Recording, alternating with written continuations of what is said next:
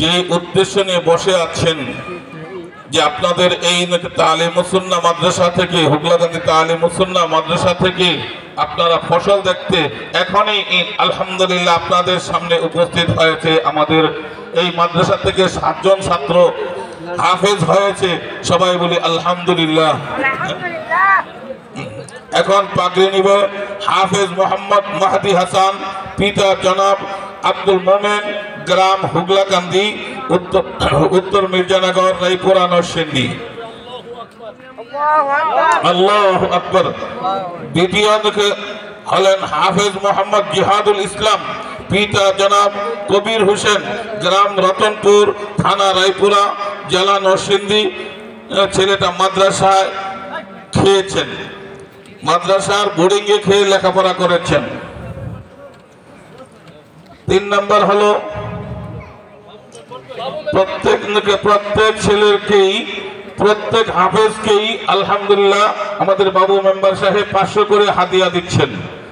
আর মাদ্রাসা হাফেজদেরকে পাগড়ি এবং তাদের পোশাক যেগুলো দেখতেছেন আমাদের দেখে মাদ্রাসার পক্ষ থেকে আমাদের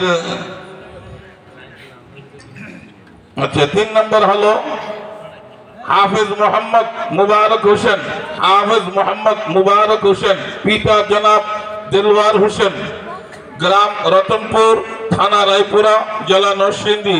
এই ছেলেটাও মাদ্রাসা বোর্ডিংয়ে খেয়ে লেখাপড়া করেছেন। 4 নম্বর হাফেজ মোহাম্মদ মুআজ্জম হোসেন, পিতা জনাব হাফেজ জামাল উদ্দিন, গ্রাম রতনপুর, পোস্ট উত্তর বাখুরনগর বাজার, থানা রায়পুরা, জেলা নরসিংদী। এই ছেলেটাও মাদ্রাসায় খাওয়া দাওয়া করে হাফেজ হয়েছেন।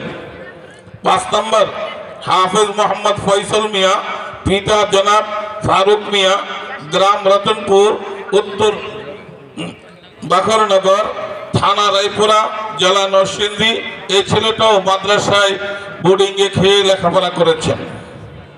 6 নম্বর হাফেজ মোহাম্মদ লুকমান হোসেন, পিতা জনাব খোকন মিয়া, গ্রাম রতনপুর, পোস্ট উত্তর বাখরনগর বাজার, থানা রায়পুরা, জেলা নরসিংদী।